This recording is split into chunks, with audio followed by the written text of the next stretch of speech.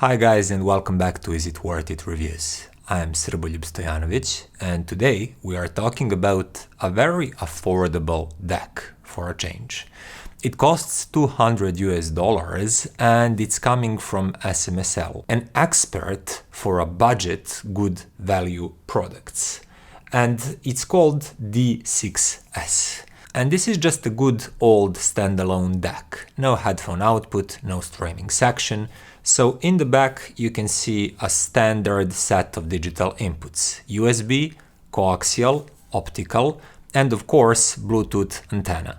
Then on the left side of the panel you can see single-ended RCA outputs and balanced XLRs. Both of these are variable, so you can attenuate the volume using this DAC if you wish to do so. And there is even a small remote control provided to make that easier. The display itself is monochromatic, it has big readable digits, so it's not colored, it doesn't have these pretty menus like higher tier SMSL DACs, but it's functional. You can browse the settings and change them, and it serves its purpose well. And it has some sort of matte finish, so when it's turned off, you basically don't even realize that there's a display beneath it. Its surface matches the finish on the rest of the unit. I find that to be a nice touch. But what about the insides of this model? Well, oddly enough, it is based around the flagship Sabre DAC chip 9039. And it uses also the latest XPOS signal processor, which is 316, I believe. And when you look all of that on paper, a newcomer to this hobby could legitimately ask, why would I pay more for a DAC than this when it has flagship components? Well, the DAC chip is flagship grade, but the power supply is not, and the output stage is not, and there's a reason why pricier SMSLs are bigger and chunkier, and even pricier ones are even bigger. And the device with a lower grade DAC chip, but with better power supply and better output stage, would easily outperform a budget device with only the chip being extremely high grade. But it is what it is. DAC chips are easy to market. People like numbers and features and, I don't know, symbols of quality. So yeah, everybody's doing it. So to cut the long story short, how does D6S sound? Well, D6S sounds really decent. More than that, it actually sounds really good. Now, I started listening to it and I noticed that it is a highly resolving DAC, but most of the DACs are nowadays.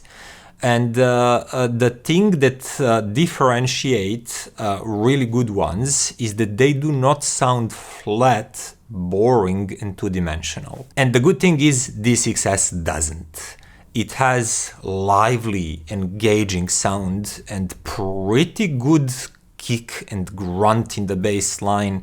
But it's not only about the bass line. The whole sound, all across the frequency spectrum, is lively, it's jumpy, it goes out at you, and it invites you to engage the music. It just shows how much DACs improved and advanced in the last few years. For example, several years ago I reviewed Topping D50 and Topping D50S. And those two were revealing of high-frequency details, and they had clean and crisp edges, but they sounded very flat dynamically and very flat spatially when compared to something like this DAC today at the roughly same price. Actually, $50 cheaper than those two DACs when they launched. There's a true improvement happening at this segment of the market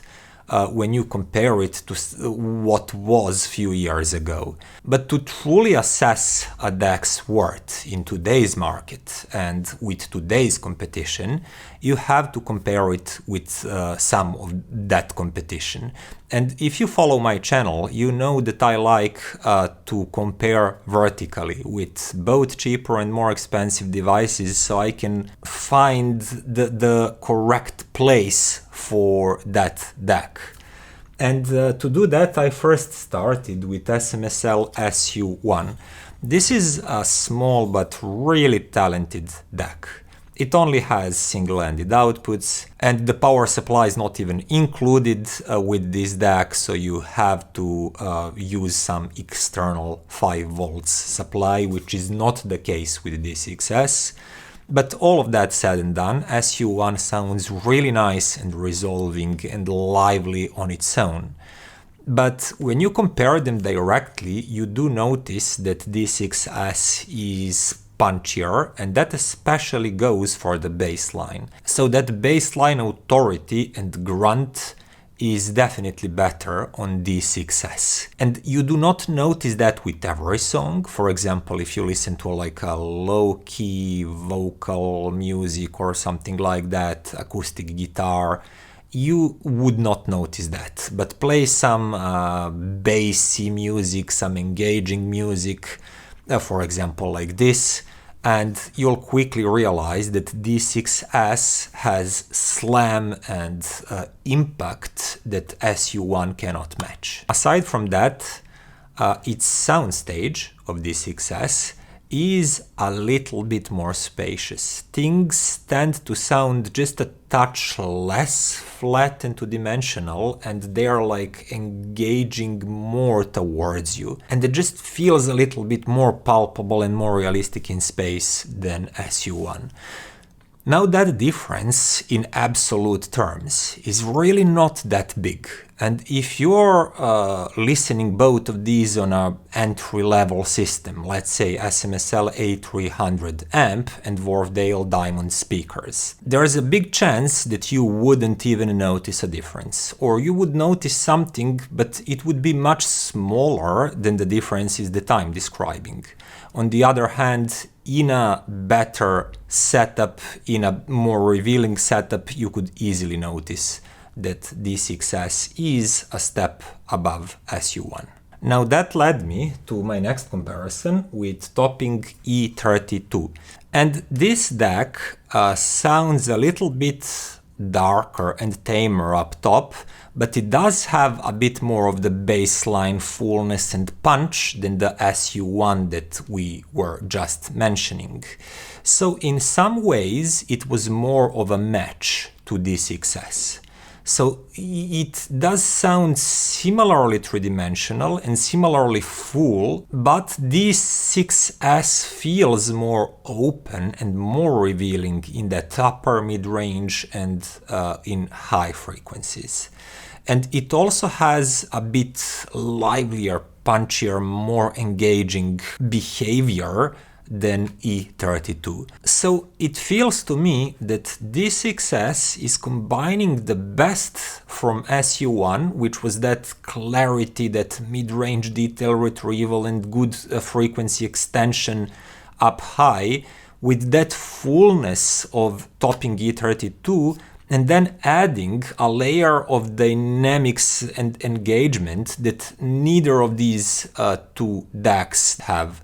So it makes it a really great performer. And I will be keeping SU-1 with me as a great sub-100 reference, but I think that I can let go of E30 II now, because D6S is simply a bit better in every way. But again, if you have E30 II, don't worry.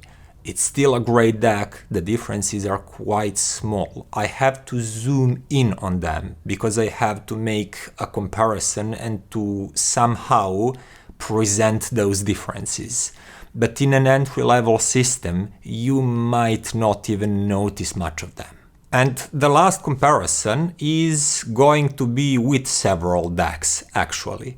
So if you go a tier higher to things like Topping E30 Velvet or SMSL D400 or SMSL SU-1 Pro and SU-1 Ultra that I have here with me, all of these DACs that I've just mentioned will develop slightly bigger, wider soundstage, and the tones inside of that soundstage also have a bit more fullness and pulpability.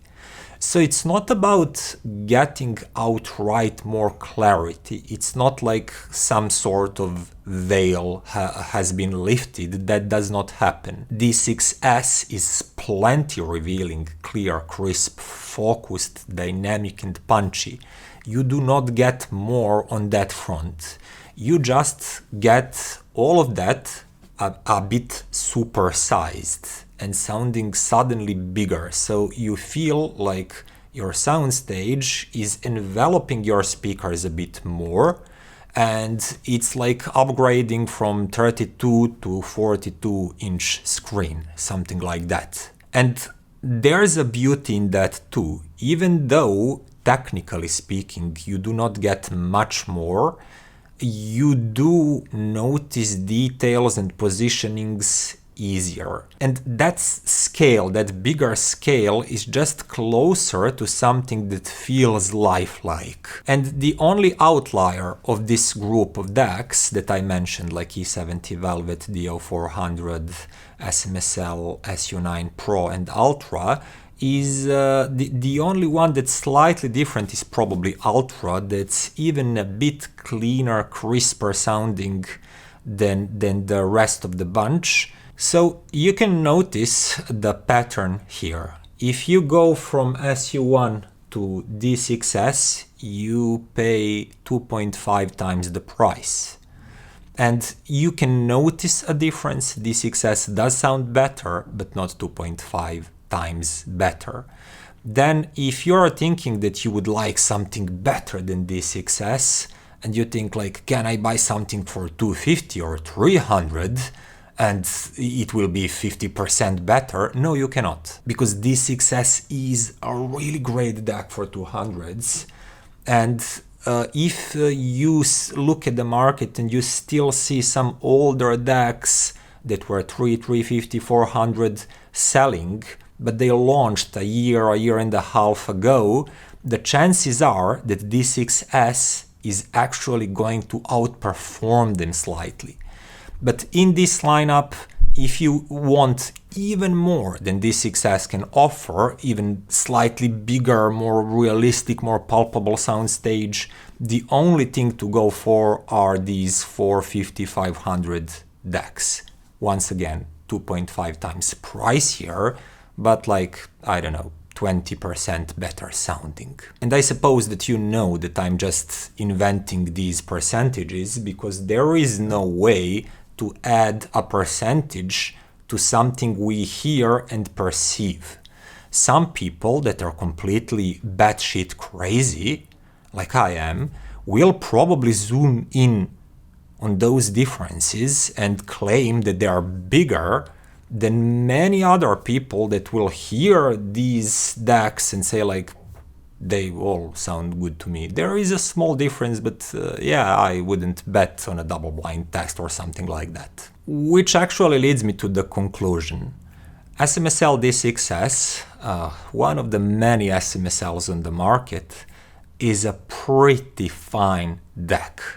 It's revealing, but even more than that, it's not only revealing in a flat and boring way like so many budget DACs were throughout the history. It provides you with a lively, engaging, dynamic and slammy sound, the way that just 2 years ago you would have to pay $500 for that kind of sound.